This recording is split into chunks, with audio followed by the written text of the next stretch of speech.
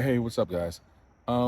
So this may be a little bit unorthodox, but I think that I basically want to just kind of capture this brainstorming session around um, maybe reasons to create a channel about hiking and camping, um, to kind of capture some real-time research that I'm doing in just kind of a sort of my own little whiteboard session into um, just inspirations for the channel.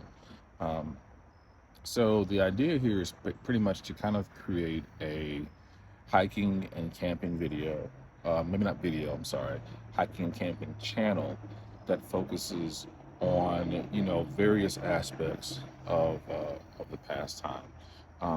It's kind of a way to kind of share the passion with other enthusiasts, people that enjoy doing it, whether you be super experienced or a first time. I'm more of a novice, right? But I'm hoping to kind of really get into the pastime and kind of share my journey with everybody with this channel here.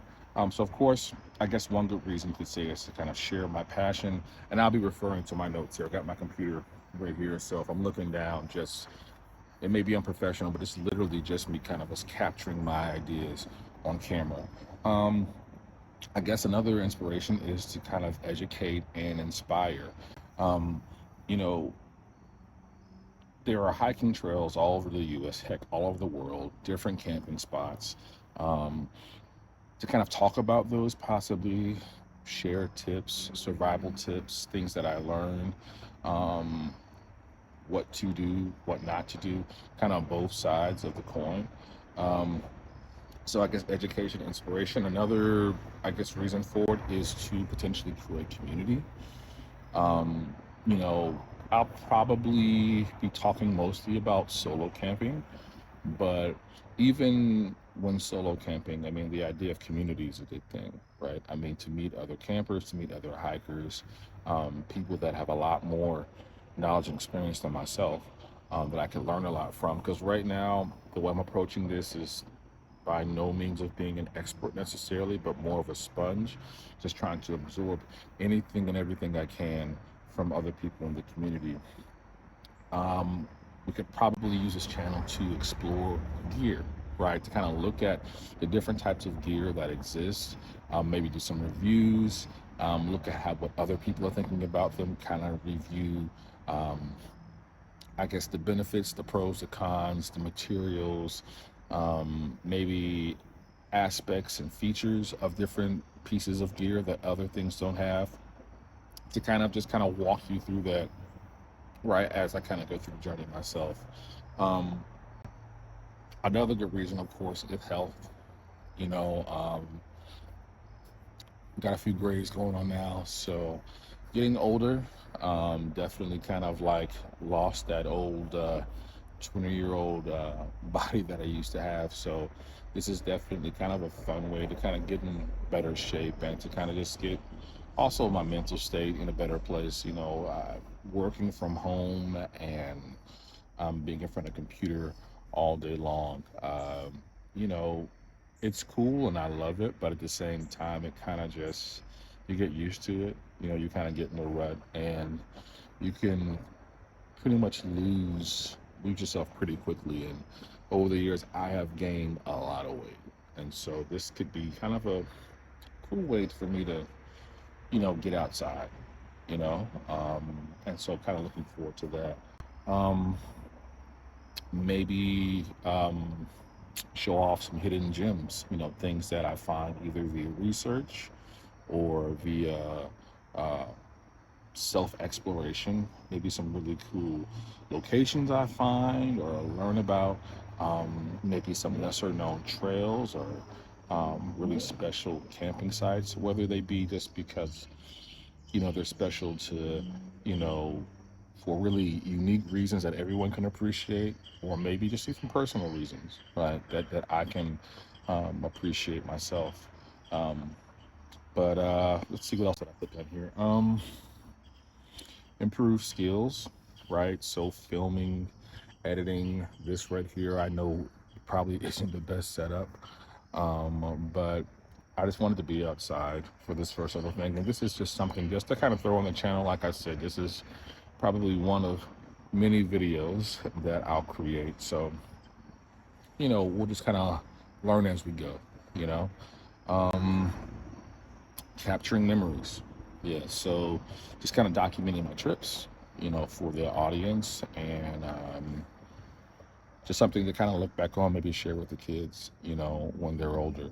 But yeah, those are kind of like maybe a few foundational inspirations or reasons for creating the channel. Um, if I come up with any more, I'll probably throw them on video as well. But again, this whole video is just kind of me just kind of capturing ideas right now. So another thing I was researching, I was kind of come up with maybe some really good potential ideas for like first timers like myself or beginners. Something that could really engage the audience and could kind of really put the channel out there. Um, so here are a couple ideas that I just kind of just to kick things off with. So I'll be again referring to my computer, so never mind me if I'm looking down. But um, maybe something like a hiking 101 for like fresh newbies, and that maybe can like just cover like this really the very basics, right, of like what to expect and why hiking or camping is beneficial. Um, Another idea is backpack essentials. That could be super relative, right? I mean, essential gear for first-time hikers, kind of showing like what's important to pack and why each item is important. Um, Choosing the right trail is another idea. And as we kind of go along, just to kind of share some tips for researching trails and selecting the appropriate trail to kind of match, again, kind of match your skill level. Because I'm sure that there are definitely trails that aren't good ideas for beginners. So kind of like picking those apart and kind of learning that as we go along. Um, how to read maps. Uh, that's something that uh, is super useful, right? Particularly like, topographic maps and the use of a compass, um, kind of a beginner's guide, right? To navigation skills. Um, let's see, hiking etiquette, do's and don'ts. I'm sure I'll make some mistakes along the way. So, as I make those mistakes and as I kind of learn things to kind of be able to share those with you guys. Um, how to dress, layering, things like that, dressing appropriate for the trail, dressing appropriate for the weather, um, fabrics, how to layer, like I said, and then the ability to kind of adapt, right, to potential uh, changing weather conditionings and things like that. Let's see what else I have here. Um, oh, Trail hazards. So the ability to kind of recognize and how to respond to potential trail hazards, right? How to identify the situations, how to deal with the situations. So things like, I don't know, poison ivy, um, snake bites, jagged rocks, or maybe slippery rocks, kind of depending on the environment. That could be a cool one. Um, let's see what else we got here. Hiking boots versus trail runners. Sorry about that. Which one to choose and kind of why.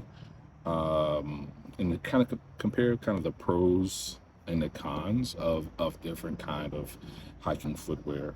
Um, let's see what else I got here. Let me scroll down. Hiking with kids, hiking with pets, kind of like what you need to know.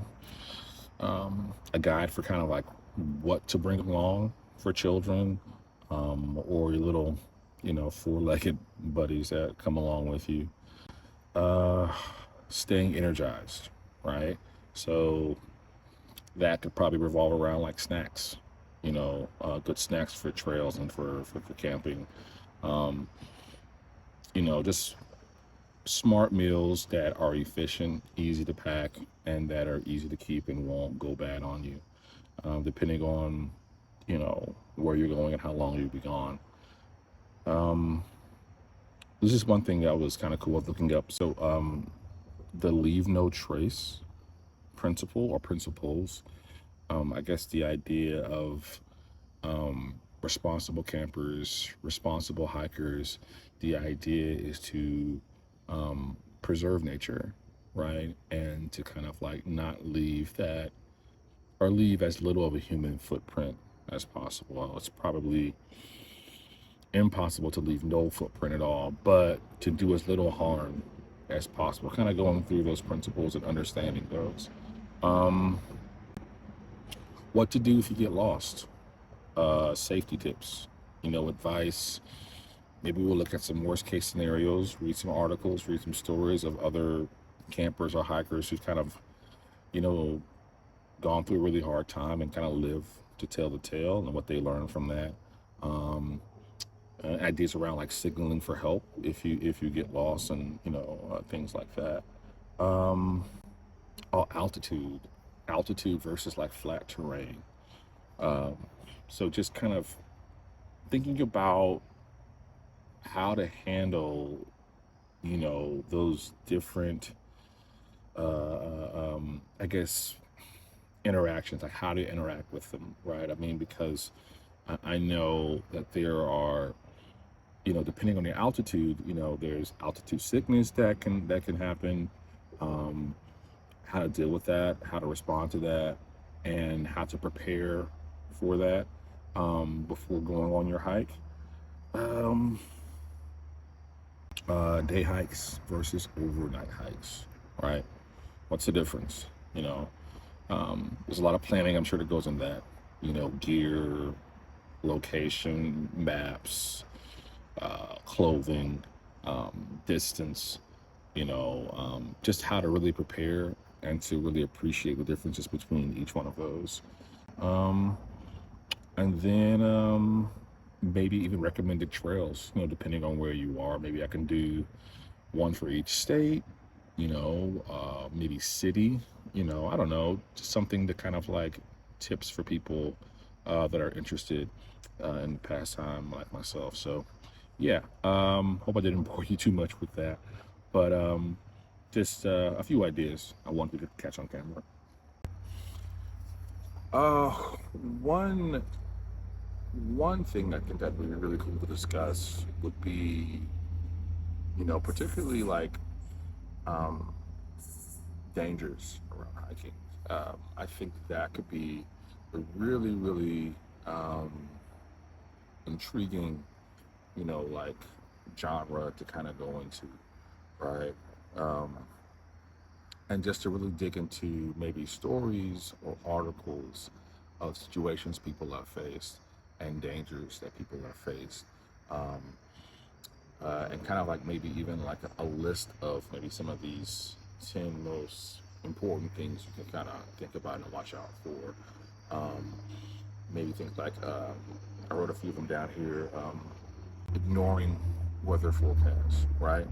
Um, Never underestimating Mother Nature. Um, Making sure that you're prepared and you're checking the weather before you go anywhere, um, just to make sure that you're good to go. Um, the proper gear, right? It's kind of probably overlaps some of the subjects or things I talked about before, but I'm thinking like looking at it particularly from um, like worst case scenario kind of situations, right? Um, Wearing a proper footwear, not packing essentials, uh, first aid, compass, um, extra layers of clothing, things like that. We're just not prepped for things that could go wrong. Looking for situations and stories like that. Ego, you know, I think that's probably something that is relatively common. Like I said, I'm older now. Overestimating your abilities, overestimating what you're actually able to do, just because, you might be kind of new to this and you kind of, your most recent memory of being active is actually 20 years old and your body just doesn't work the same way anymore. So just being sure to not take trails that are too difficult for you, and not take ventures that are just out of your wheelhouse. And so I think a part of that is being honest with yourself and understanding your wheelhouse. Something I definitely need to work on and something I definitely need to learn. But I think, again, never underestimating Mother Nature. Approaching Mother Nature with as much respect as possible.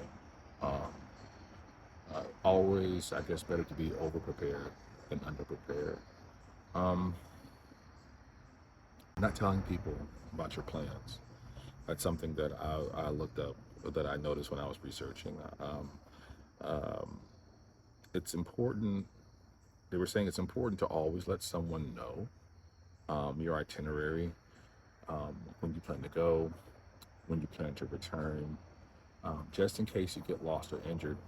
I know there's a story of a guy, I think he was in North Carolina, kind of a sad story. He always, he did a bunch of hikes and walked a bunch of trails with his dog all the time.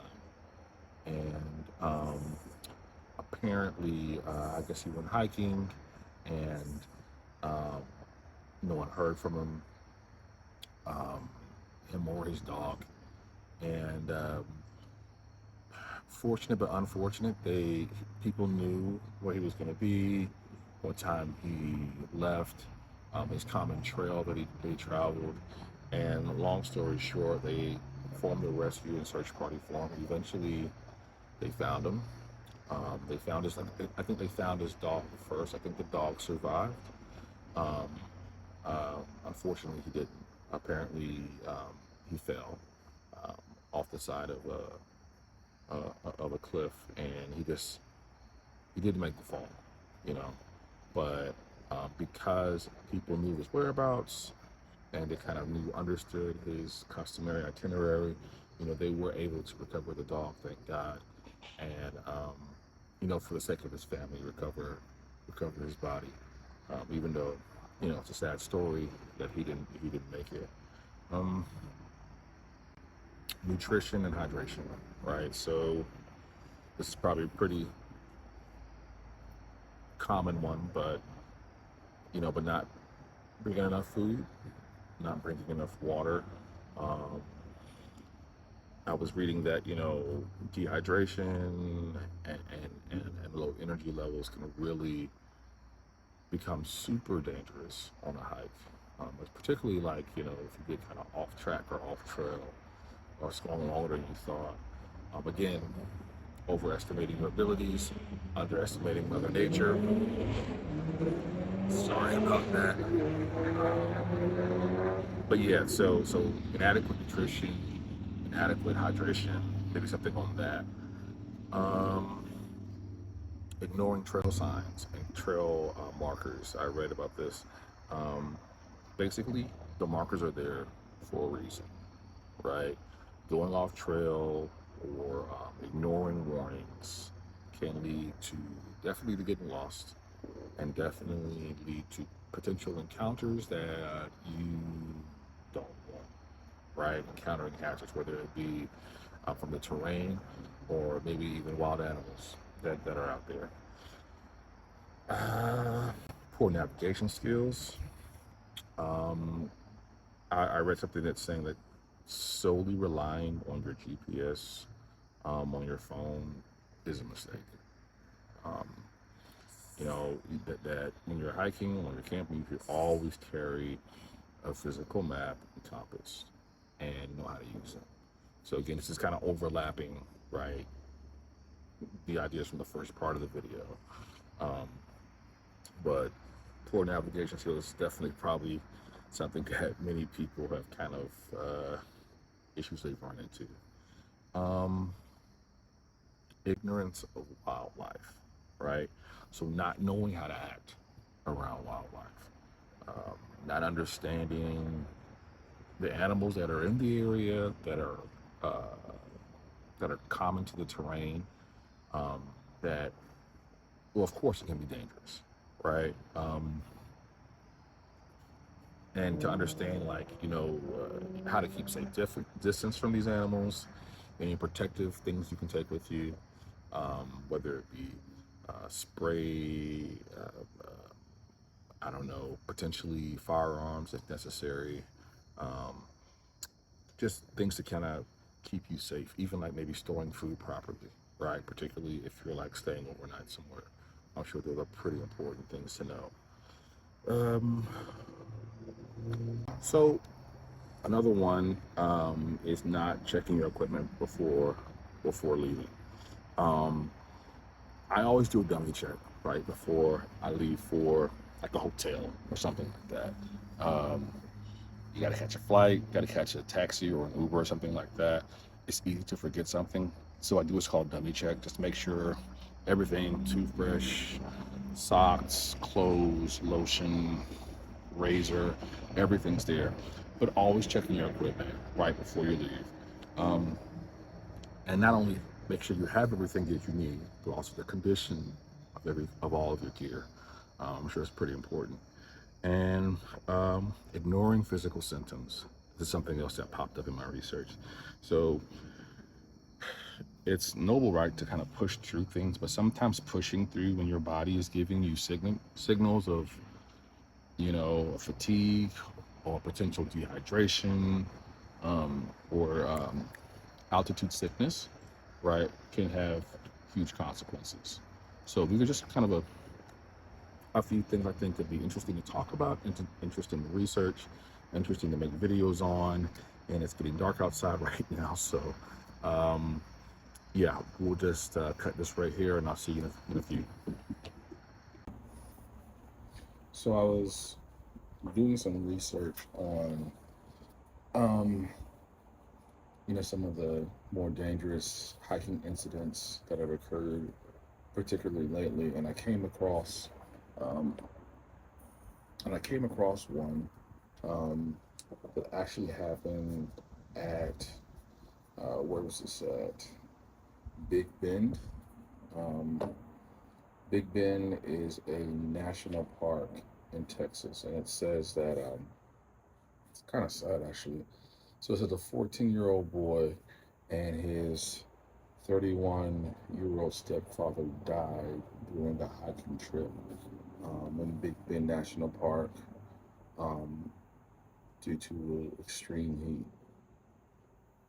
So a 14-year-old boy and a stepdad. So that's two deaths.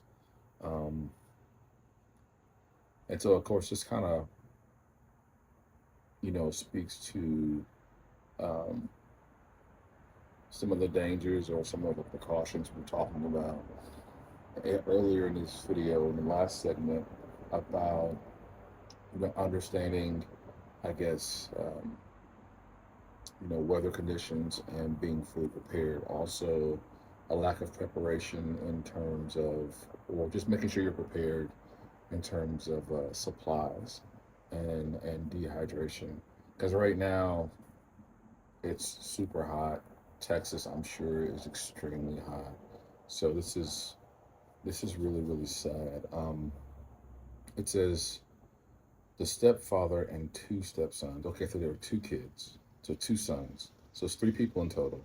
So the stepfather and the two stepsons, one was 21, the other one was 14, were hiking on the Marufo Vega Trail when the teen fell ill and lost consciousness. Okay, so 14-year-old fell ill,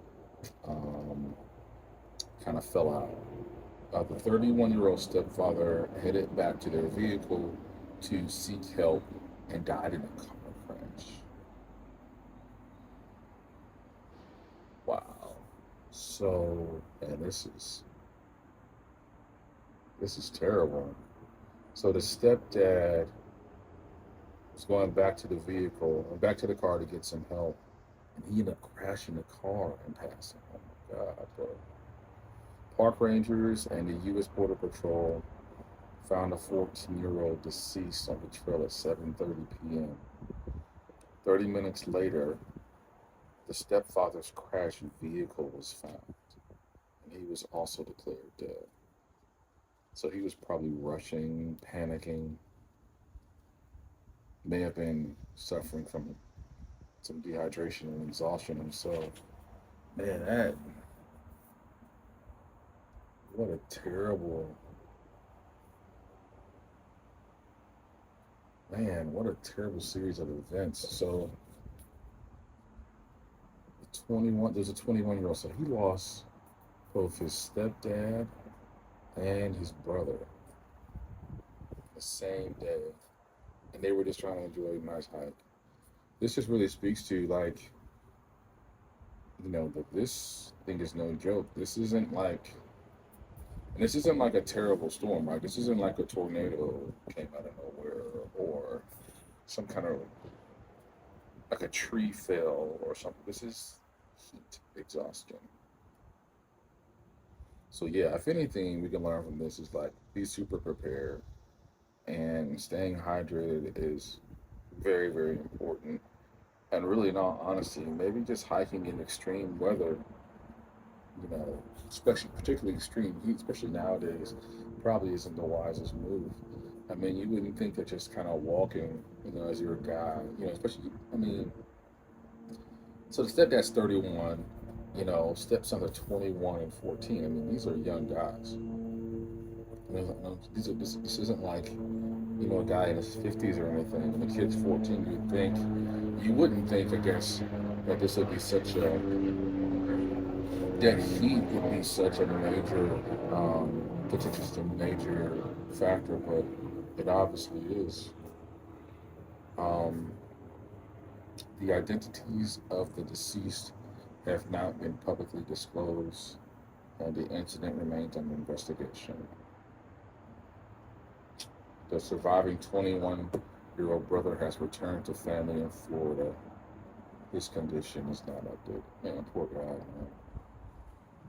I can't imagine. I can't imagine losing my dad, or in this case, stepdad, and my brother.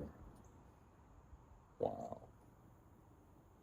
And two, like, I mean, in two separate incidents as well. It's like, I mean, they're connected, but the fact that your brother dies from heat, and then your father is going to try to get help, and he dies in a car crash. Wow. Texas is currently experiencing, here it is. So, Texas is currently experiencing a brutal heat wave. Temperatures in Big Bend hit 119 degrees at the time of the incident. 119 degrees, bro. So, I'm not really huge on talking politics, and this really shouldn't even be considered a political issue. But 119 degrees, man. That's freakishly high.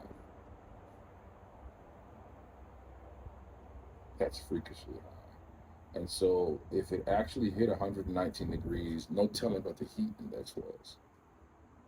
You know, 119 could probably feel like 130 degrees, probably, or close to it. Wow. Big Bend National Park warned that the high temperature conditions are extremely dangerous, particularly along the Marufo Vega Trail, which has no shade or water. So this is again, um, just being, um, what do they call it? Just aware, right, of your surroundings and your circumstances. They may have not have heard. I mean, they may have not have heard of the high temperature, um, warning, but and then it's like particularly on that trail. Wow, wow. Other recent deaths have occurred in Big Bend, and the park remains under an extreme heat advisory with temperatures forecasted to remain over 110 degrees. Yeah, guys, like, I mean, stuff like this you got to be careful of.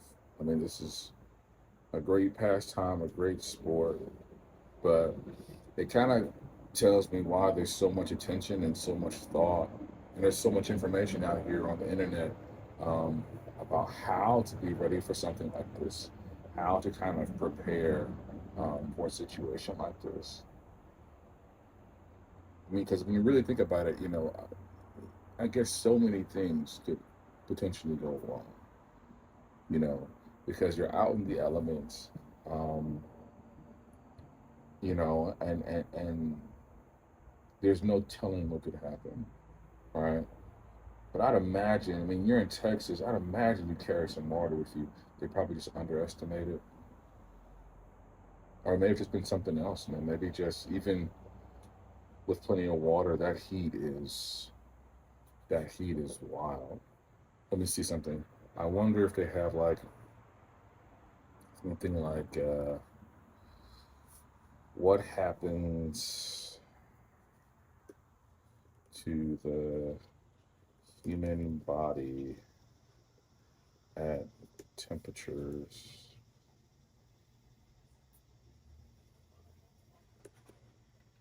above, let's say, 110 degrees. Let's just Google that real quick. Let's see what it says. Um, if the core temperature continues to rise past 104 degrees Fahrenheit, organs start shutting. Well, this is more internal core temperature. Um,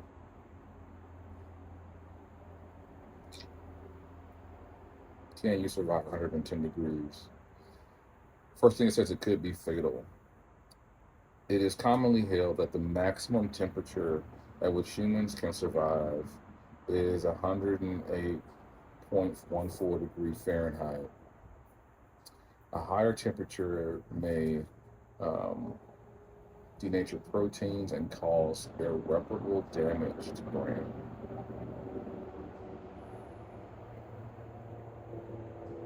Yeah, this is terrible. This is really bad. So, yeah, I mean, takeaways from this: be prepared, do your research, know the terrain, know your surrounding, know the forecast for the day. Like I said earlier, it's better to be over prepared. Um, Better yet, it's probably just best not to hike in that kind of temperature. I can't imagine, even if you're super prepared, right? So even if you have like a ton of water, a hat, all that good stuff, the right boots and gear and everything. I can't imagine. I can't imagine hiking in that temperature as being enjoyable. Like I can't imagine it being enjoyable. Like I don't see what you would gain out of that, particularly in a place where there's. It said, what did it say? It said there was no shade, and that's no shade or water. Wow, that's really bad. So yeah, um, be careful. Be careful. So I looked up another incident. On the first one was around heat. This one is around a particular concern that I have: wildlife, particularly bears. Bears. Yeah, I'm not crazy about bears. So it says here, bear kills solo hiker near Yellowstone officials. Near Yellowstone, officials say. Grizzly tracks seen nearby. Okay. Um, so a woman named Amy Adamson, 47, was found on Buttermilk Trail, 8 miles west of Yellowstone, in an apparent bear attack. Another hiker discovered her body at 8 a.m. on Saturday, July 22nd. And Montana Fish and Wildlife Parks officials confirmed injuries are consistent with a bear attack. Poor lady. Yeah, man, like bears, man, like there's not really much you can do, right? I mean, this is why like I constantly think about like, if I were to go hiking, and it's a place known for wildlife, I wonder how many hikers carry firearms. How common is that to carry firearms? I don't know. I'd imagine like the community of hiking with a community of hikers is probably not really a common practice. I just get the feeling. I could be completely wrong, you know, but I get the feeling it's probably not a community that really promotes or talks about carrying firearms when you go on a trail or you go hiking. But I mean, I it's one of the first things I think about, is safety. And then with a bear though, I don't even know what kind of gun you would need. That's a good question, you guys. So like, what kind of gun would be effective to protect you from a bear? I don't know if a handgun would be strong enough. I mean, because handguns, honestly, sometimes they're not strong enough to stop humans from attacking you, so let alone a 400, 500 pound grizzly. Um, let's see what this says here. Um, Grizzly bear and cub tracks were found near the body, but no bears were spotted in the area. Cub tracks. So this could have been a situation of a mama bear protecting her babies, or just kind of being super, um, just kind of super apprehensive, or anxious because she had babies around. It's really sad, terrifying. Adamson appeared to be hiking alone. No firearms or bear spray were found at the scene. Bear spray. I hear that a lot. I'm talking about bears. Why would she have bear spray? I mean, I'm sure she was aware, but then again, I don't know. It's again being aware of your surroundings, being aware of the situation you're in, situational awareness. Um, Amy Edison was a seasonal worker at Yellowstone National Park and had left her teaching job in 2015 to write a book on backpacking. So this is somebody with experience, and she works at Yellowstone seasonally, and she's writing a book. And so she's probably an expert. You know, sh- uh, so not having bear spray, I don't know, man. It's just like one of those things. It's like because this lady's no longer here with us, so I don't want to like be harsh and judge her, but maybe just they're not common in that area she was in. I don't know, but I mean, she had the knowledge. An emergency closure has been issued for the Buttermilk area by the Custer Galatian National Forest, effective until August 25th, or unless rescinded. The grizzly population has expanded in Montana in recent years, but bear attacks are rare, says the National Park Service. That may have been the reason why she didn't really have anything there. Attacks aren't really that common. The article includes advice on what to do if encountering a bear on such hiking in groups, staying calm and not running away. So let's see. I think I remember that there was a list of what to do. Because man, this is like I mean, what a terrifying way to go. Because there's nothing you can do. I mean, for the attack. I mean, well, let's see. What to do if you see a bear? Bear attacks in the U.S. are rare, according to the National Park Service. In most bear attacks, bears are trying to defend their food, cubs, or space. Okay, speaks to the cubs that were with her. There are steps people can take to help prevent a bear encounter from being a bear attack. Okay, so one, identify yourself. Talk calmly and slowly wave your arms. This can help the bear realize you are a human and non-threatening. Okay, so keep a calm tone, no quick movements apparently. Um, this to appear non-threatening. Okay, stay calm. Bears usually don't want to attack. They want to be left alone. I feel you. I'm the same way. Talk slowly and with a low voice to a bear. That makes sense. That makes sense. So I don't think, yeah, trying to appear big or yelling is going to probably help ward off a bear too much. Don't scream. Screaming could trigger an attack. Yeah, that makes sense. That makes sense because you appear as a threat now. Um, Pick up small children. Don't let kids run away from the bear. It could think they're small prey. Jeez. Bears are fast, bro. I saw a TikTok the other day of a bear. She was with her cub. I think it was a black bear. She was with her cub, and like the caption read something like, um, "Black bear, see how fast." It says like bears are fast. Black bear catches wind of another black bear downhill, and so this is like it was pretty rough terrain too. It was like up a hill. There were down trees everywhere, so this wasn't like flat, like an open space without like obstacles. I mean, it was like trees down and everything. Long story short, the bear's like walking with her cub. Out of nowhere, she just starts sprinting down the hill. And bro, I mean sprinting. The camera had to like, you could tell she was moving at a super high clip over like down trees.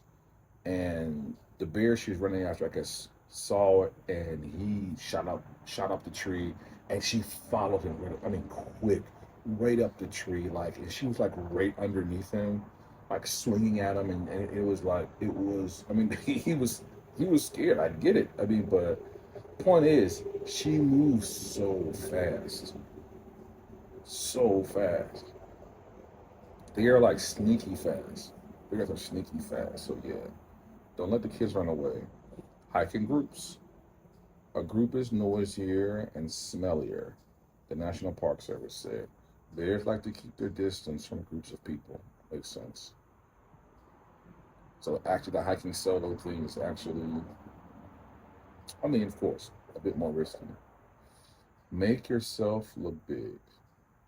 Move to higher ground and stand tall. Don't make any sudden movements. Okay.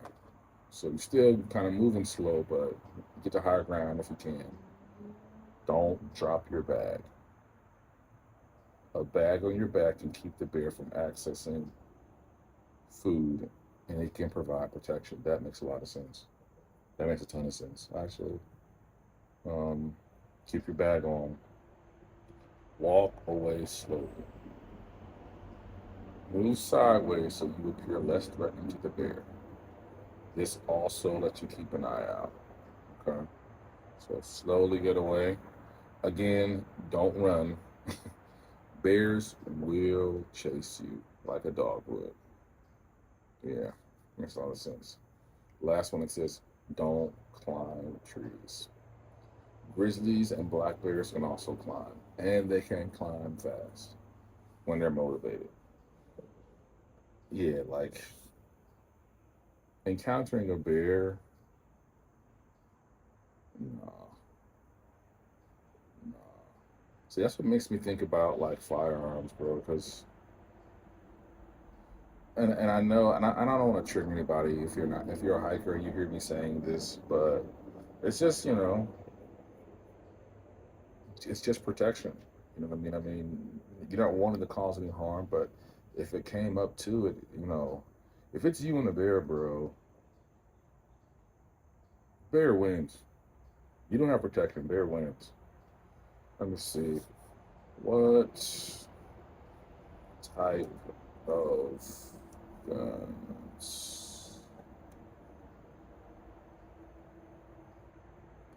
can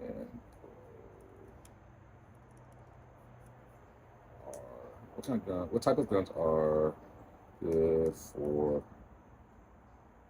bears? Bear defense. Go for bear defense. Shotguns, rifles, Smith and Wesson. Best bear defense guns for hikers and backpackers. Let's see what they say here. Summary of their top picks. If you plan to hike, hunt, fish, or live in bear country, you should have a solid defensive plan for dangerous bear encounters. Getting mangled by an angry uh, bear is a good way to ruin the otherwise enjoyable outing. No jump. Um, Not sure what firearm you should tote into the backcountry? Don't worry, we got you covered. Summary of their top picks. A Glock G20, reliable, durable, easy if you're already using shooting Glocks. Uh, Ruger Super Red Hawk Alaskan, best wheel gun. A Marlin Model 1895. Looks like a shotgun. It's a shotgun. Um, the CZ 550 American Safari Magnum. Popular for a reason. They're very heavy hitting. The Remington 870 SPS Super Slug. No, a low maintenance slug gun.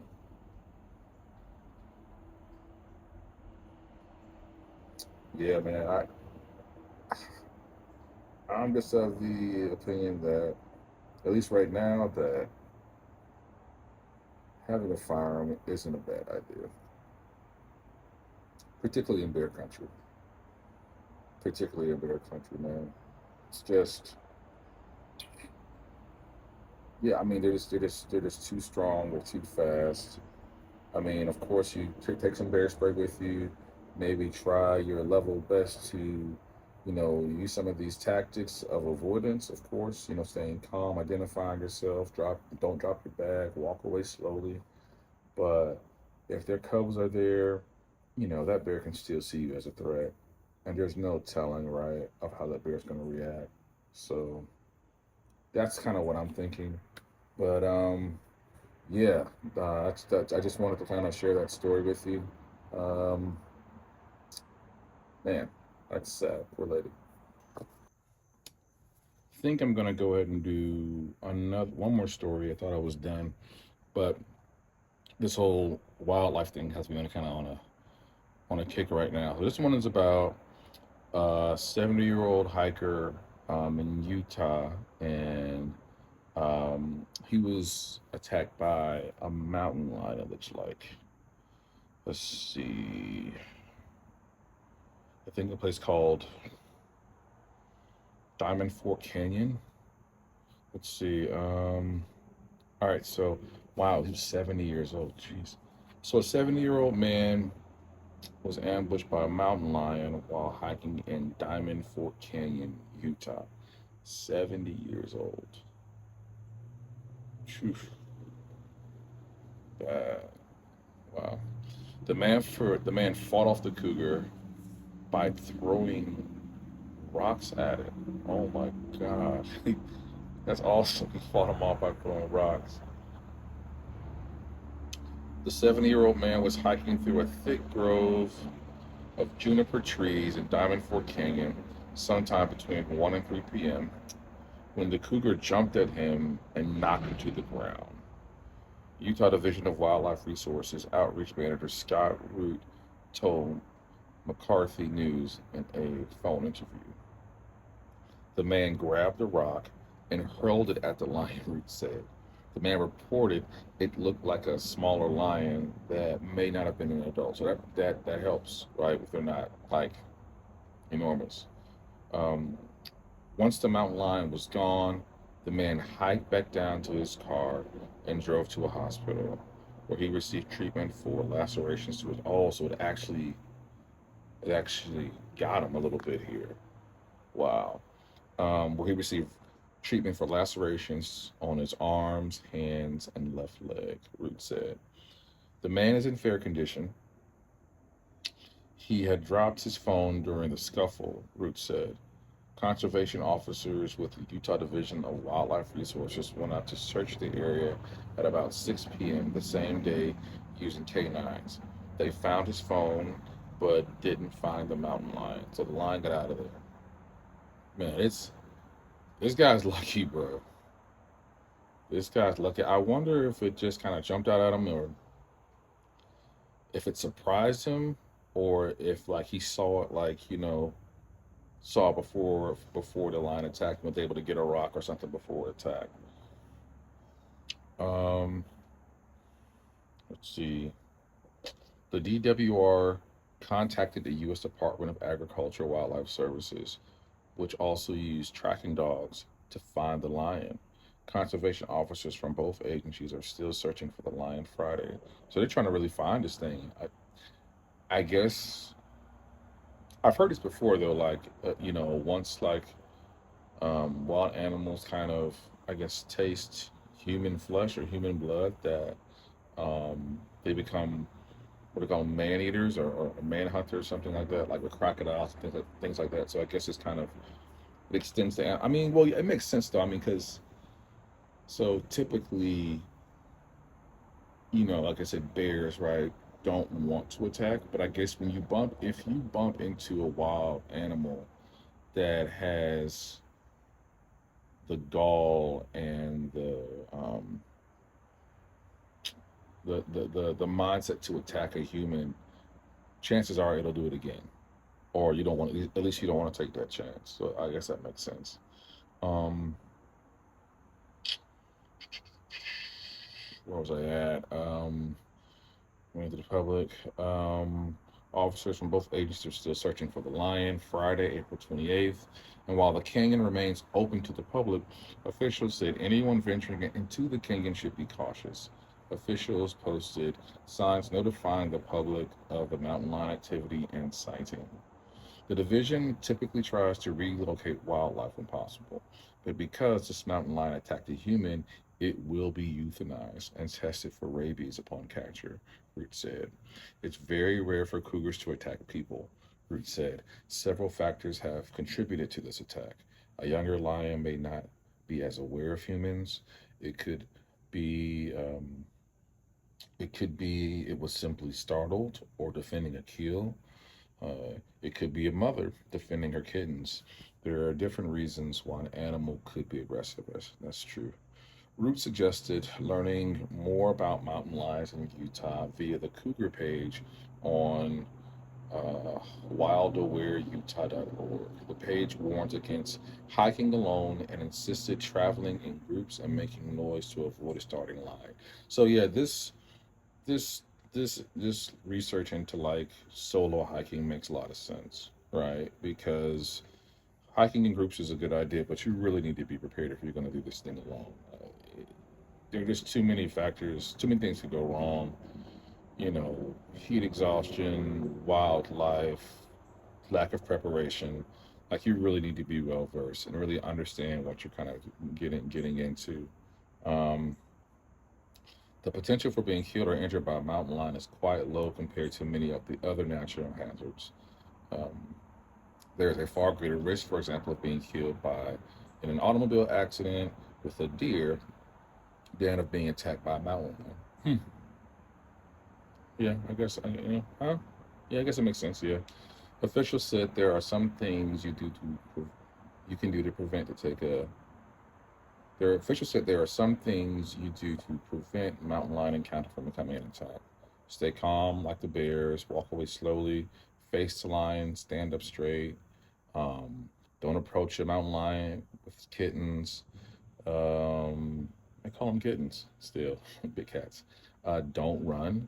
It could stimulate the mountain lion's chase instincts, pick up small children, like with the bear. So pretty much the same kind of protocol that they have for bears are here. Don't bend over or crouch down.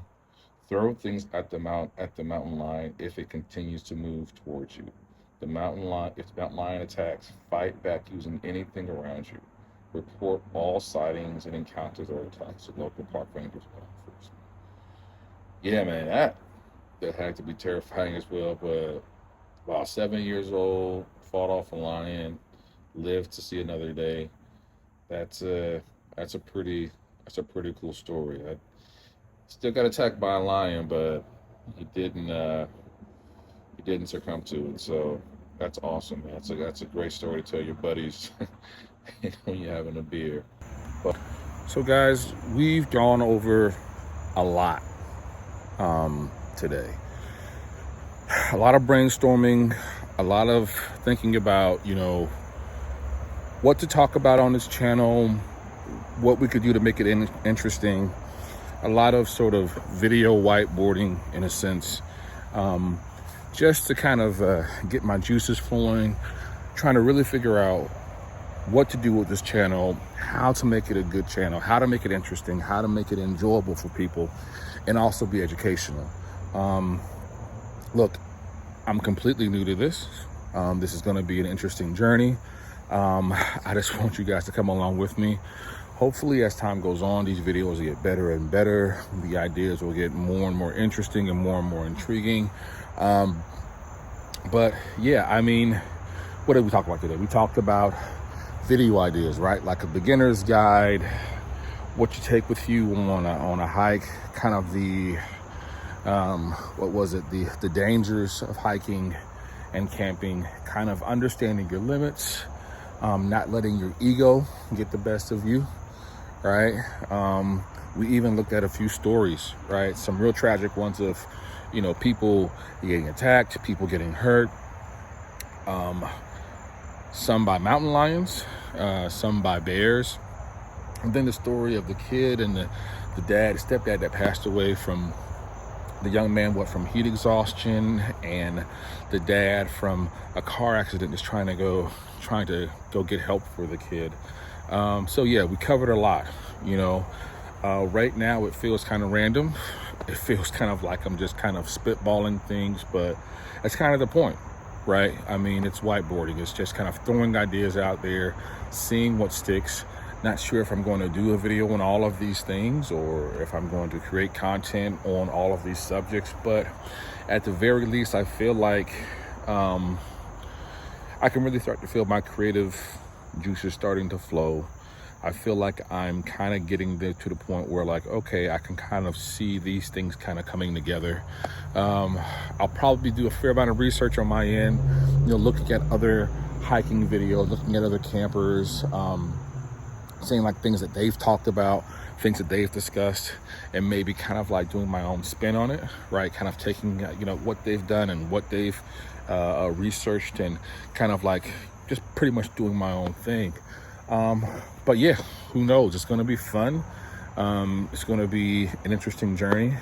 Really hoping that this channel kind of, at some point in time catches fire. But in the meantime, hey, it's just for fun. It's just to kind of learn this world of YouTube and content creation, and everybody's talking about it, and so I figured I may as well try my hand at it. So again, for those of you that are watching this video, I appreciate the support. If you can, take a half a second, just click like, click subscribe. If you have any ideas, if you have any thoughts of things I could talk about or subjects that might be really interesting to you, comment down below. Let me know. Right now, like I said, I'm pretty new to this entire thing, so I just want to be a sponge, checking my ego, understanding my limits, right off the rip, understanding that I got a lot to learn here. So if you're an avid hiker or a camper, or if you just have any sort of experience in the world of survival or outdoors, please, please share your ideas. Hey, and even if you don't, right? If you're not a camper, if you're not a hiker, but you just have something that you'd be interested to learn about, or something that might make a really good video idea, let me know. That's all for now.